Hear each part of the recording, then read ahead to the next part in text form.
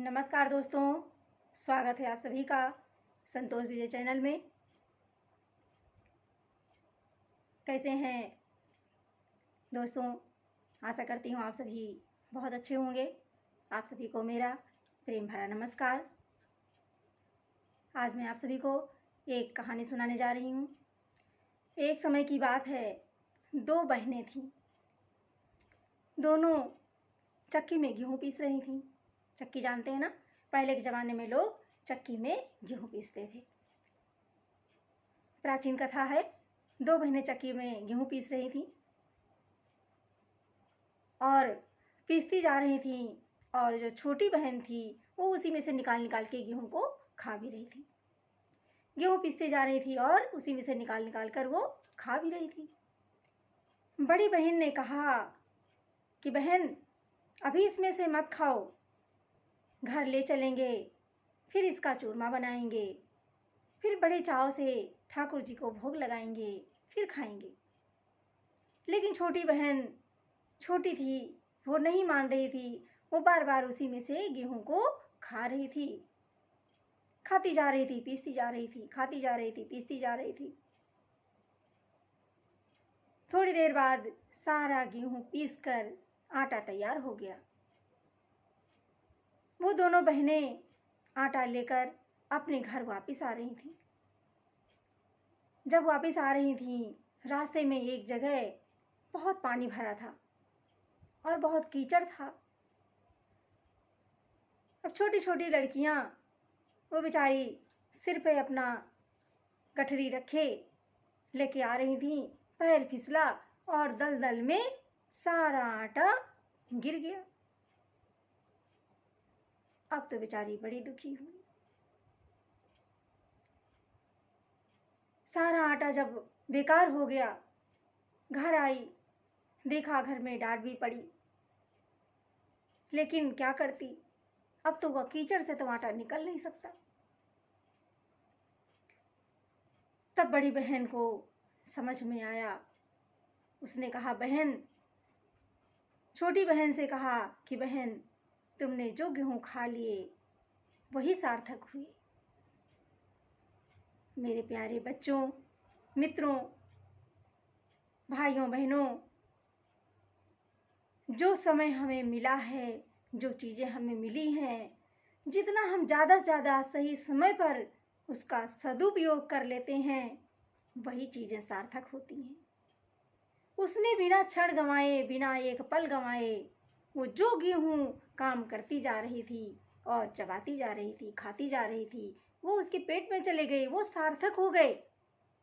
और बड़ी बहन ने समय पर, ठीक समय पर उसका सदुपयोग नहीं किया, इसलिए सारा आटा बेकार हो गया। ठीक इसी तरह से हमारी जिंदगी है, हमारा जीवन है। जो भी समय मिला है वो हरि सुमिरन के लिए मिला है, अच्छे काम के लिए मिला है, परोपकार के लिए मिला है। यदि हम सही समय पर परोपकार नहीं करते हैं, सही समय पर भोजन नहीं करते हैं, सही समय पर भजन नहीं करते हैं, तो क्या होता है कि आने वाला पल कोई नहीं जानता कि वो पल मिलेगा भी कि नहीं। कहा जाता है कि काल करे सो आज कर, आज करे सो अब, पल में परले होएगी, बहुरी करोगे कब। कहते हैं पल में परले होएगी, बहुरी करोगे कब।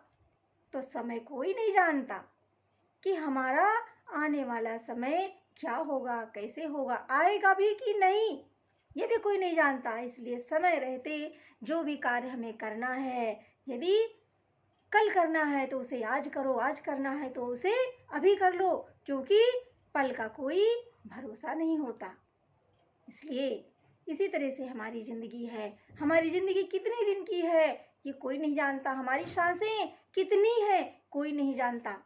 अभी हम बोल रहे हैं, अभी हम चल रहे हैं, अभी हम खा रहे हैं, पी रहे हैं, अगला पल आए ना आए, सांस लेने का मौका मिले ना मिले, किसी से बात करने का मौका मिले ना मिले, किसी को दान करने का मौका मिले ना मिले, किसी को कथा सत्संग सुनाने का मौका मिले ना मिले।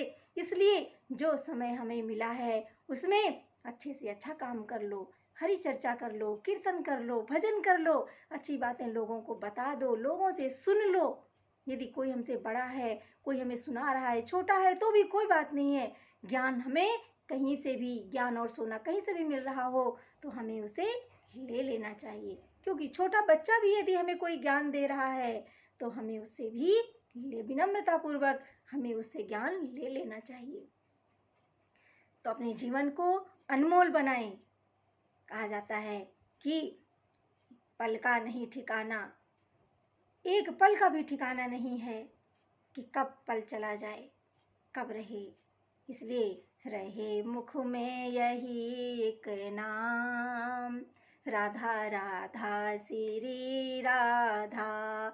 रहे मुख में यही एक नाम, राधा राधा श्री राधा।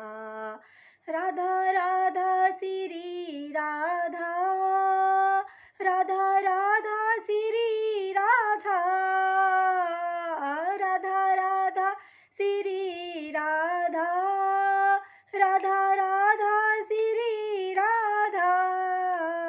रहे मुख में यही एक नाम, राधा राधा श्री राधा। रहे मुख में यही एक नाम, राधा राधा श्री राधा, राधा राधा श्री राधा। तो जय जय श्री राधे, जय जय श्री राधे, जय जय श्री राधे श्याम।